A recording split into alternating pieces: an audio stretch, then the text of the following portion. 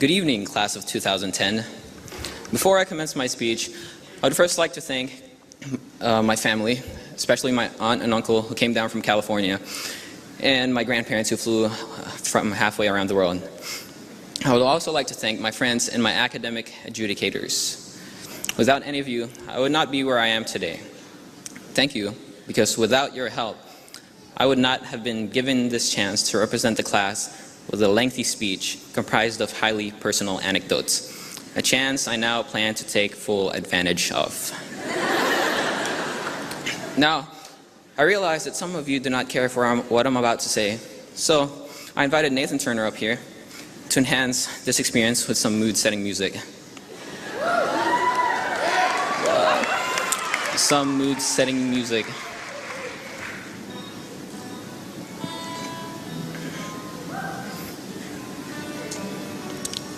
This should accommodate your ears so that as you get bored and zone in and out of listening to my speech, all you'll be able to hear is the soothing sound of the guitar. Okay, so to start, I show you the beginning of freshman year. I believe this Rubik's Cube represents our freshman year very well because our freshman year was a puzzle. It wasn't too long ago when the puzzle of entering high school was presented before you. And most of us were nervous, anxious, or scared. And questions like, how am I going to fit in, filled our heads. And we became more concerned with what we wore and who we hung out with, and less concerned about who has more Pokemon cards. I don't know about that one. It was a puzzle because, just like the Rubik's Cube, you can turn it around, you just can't turn it around in any unplanned direction. Otherwise, it's just going to get more mixed up.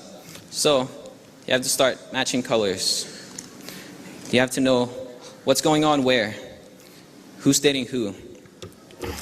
And by the time freshman year is almost over, you've solved part of your Rubik's Cube.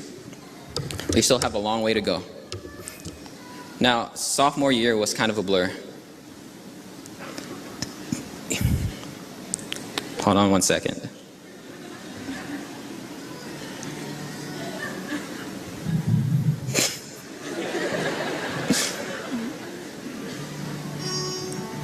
Okay, that works. Now, sophomore year was kind of a blur. You now know what's going on in high school, but you're still an underclassman, so there's nothing much going on. Time passed quickly, and everything was drowned out by the freshman's whine and the upperclassman's authority. So, when we piece all the parts of sophomore year together, it creates a rather hazy, fragmented memory that kind of feels like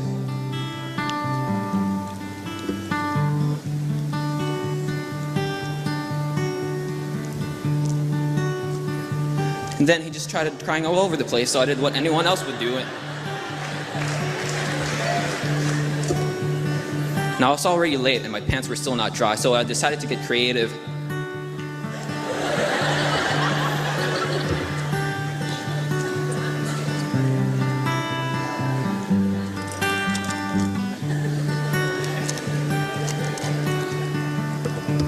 And thus, we coast through sophomore year, leaving ourselves to wonder what really happened.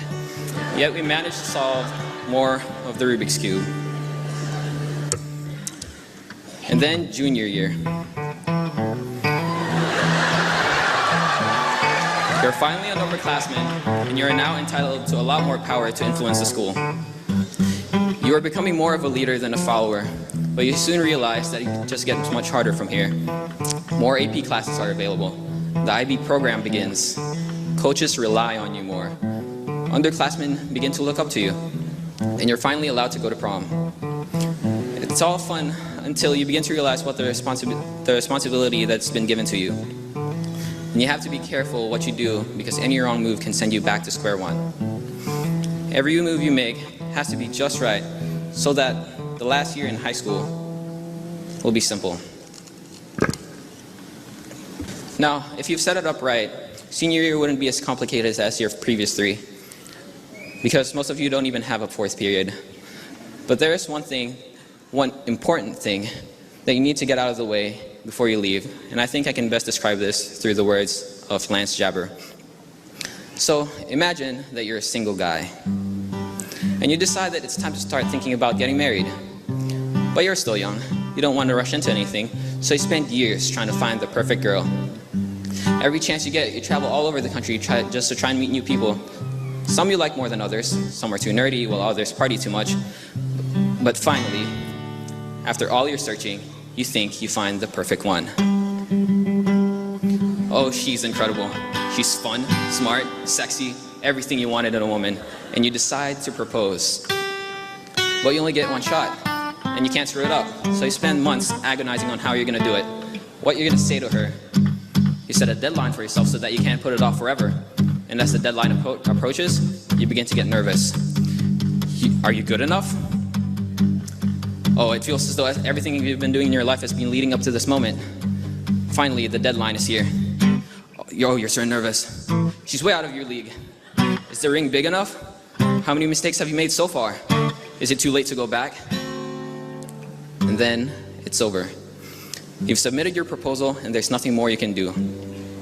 She looks at you and she says, let me get back to you in like 4 months. And that's pretty much what applying to college is like. And you know what? She'll probably say no. But guess what you didn't tell her? You proposed to a bunch of backup chicks just in case she rejected you. And they're all begging to come marry you instead. Well, now that college is just around the corner, all you have to do is just turn those few sides. 1 second. And you finally solve your Rubik's Cube.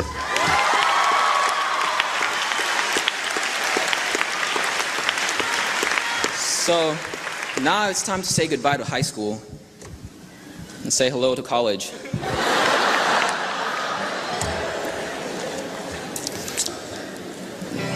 So now that we're done with high school, it's time to look ahead into the future. A few years from now, we're going to look back at these high school years and talk about our accomplishments and all the ridiculous things we've had to do.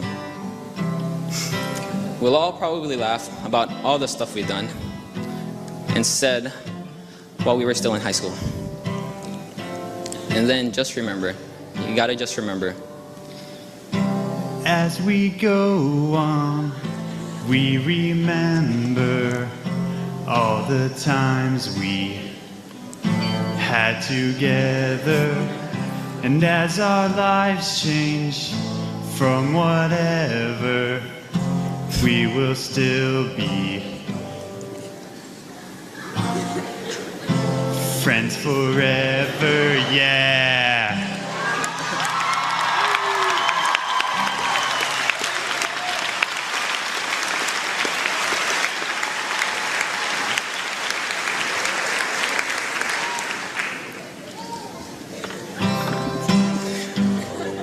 The only thing left to say now is congratulations to the West Hall High School class of 2010 and to those who helped us get here.